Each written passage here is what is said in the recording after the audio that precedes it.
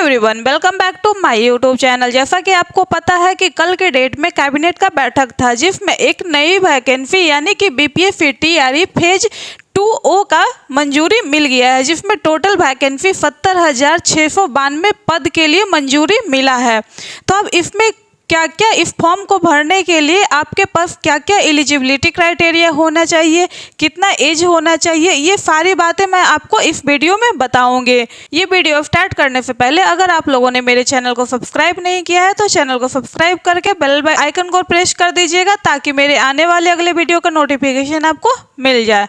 तो चलिए अब हम लोग स्टार्ट करते हैं वीडियो पर। तो कल के डेट में क्या हुआ, ऑफिशियली इसका नोटिस जारी हो गया है, क्योंकि आप भी पेपर के माध्यम से सुन रहे थे कि जो इसका फॉर्म फिल होगा मिड अक्टूबर से स्टार्ट हो जाएगा। तो अब यहाँ पर सबसे बड़ा क्वेरी आ रहा था कि इसमें एज लिमिट क्या रखा गया है। तो इसमें अदर एग्जाम के जैसा नहीं होता है कि 29-30 इसका लास्ट एज होता है।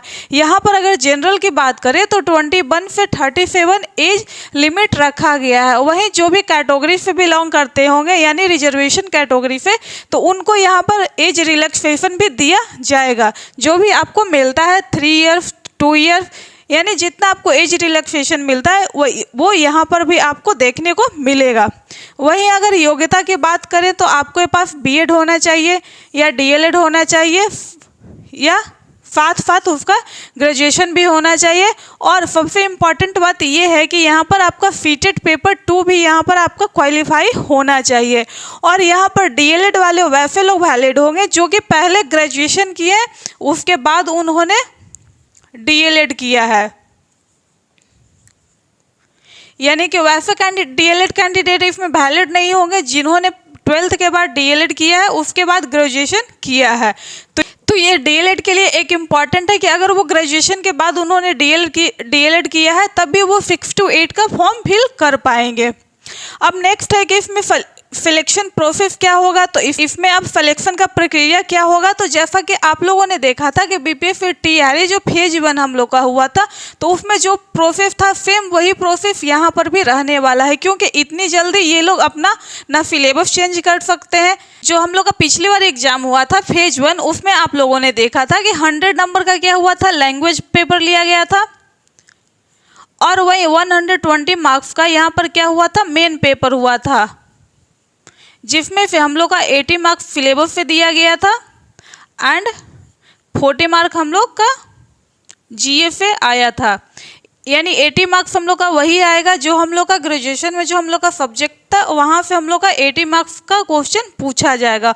और जीएस में हम लोग का हिस्ट्री हो गया, polity, geography, current affairs and math से यहाँ 40 मार्क्स के क्वेश्चन पूछे जाएंगे। अब आवेदन की बात रही तो इसका आवेदन है जो 15 अक्टूबर से आपको देखने को मिल सकता है। ये अभी डेट फाइनल नहीं हुआ है क्योंकि इसका ऑफिशियली नोटिफिकेशन अभी तक जारी नहीं हुआ है।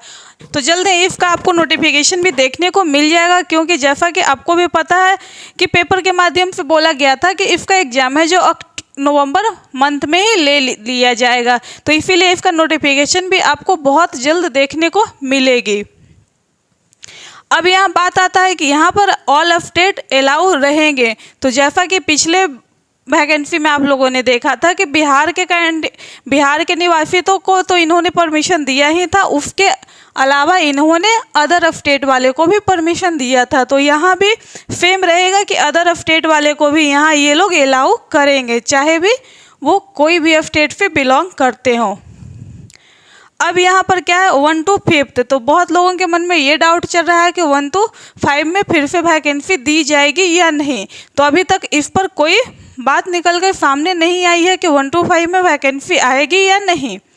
इसमें देखते हैं कि जो नोटिफिकेशन हम लोग का आता है उसमें क्या चीज़ें मेंशन रहती है। अब देखते हैं कि वैकेंसी हम लोग को कितनी दी गई है। तो 6 to 8 में वैकेंसी की बात करें तो 31,982 वैकेंसी दी गई है। तो इसमें भी आप लोगों ने देखा था कि पेपर के माध्यम से बोल रहे थे कि यहाँ पर वैकेंसी है जो 52,000 देखने को मिलेगी, लेकिन ऐसा नहीं हुआ। यहाँ पर वैकेंसी बहुत ही कम उससे देखने को मिली है, 31,982 पद के लिए स्वीकृति मिली है। वहीं 9th में बात किया जाए तो 18,880 वैकेंसी दी गई है। 11-12 में 80,830 वैकेंसी दी गई है। मे बी इस पर क्या होगा, 11-12 में अगर रिक्तियाँ खाली रह जाती है तो यहाँ पर ऐड किया जाएगा। और यहाँ पर 1000 वैकेंसी है जो पिछड़ा और अति पिछड़ा वर्ग के लिए रखा गया है। तो टोटल वैकेंसी यहाँ पर 70,692 पद दिए गए हैं। तो इसका तैयारी आप लोग अभी से स्टार्ट कर दीजिए, क्योंकि यहाँ पर मिड अक्टूबर से फॉर्म फिल होगा और या नवंबर या बहुत से बहुत आपका दिसंबर में ये एग्ज़ाम कंडक्ट करवा लिया जाएगा। तो यहाँ पर आपको टाइम भी बहुत कम मिला है और पिछले बार आप लोगों ने देखा था तो वैकेंसी बहुत ज़्यादा संख्या में दी गई थी। तो वहाँ पर क्या था कि वो लोग कट ऑफ भी कम कर रहे हैं, लेकिन यहाँ पर आपको कंपटीशन देखने को मिलेगा, क्योंकि यहाँ पर सीटों की संख्या भी कम दी गई है और कैंडिडेट भी अच्छे खासे मिलेंगे। अभी तक ये बातें क्लियर नहीं हुआ है कि ये लोग अपीयरिंग कैंडिडेट को मौका देंगे या नहीं।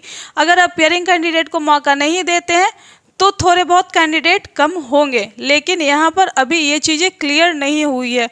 तो आप अपना यहाँ पर बेस्ट देने का प्रयास करिए, क्योंकि अगर आपको जॉब चाहिए तो आपको इसी वैकेंसी में अपना एक सीट पक्का करना होगा, क्योंकि इसके बाद ये लोग वैकेंसी नहीं देने जा रहे हैं। ये भी वैकेंसी आई है तो सिर्फ और सिर्फ इलेक्शन के कारण आई है।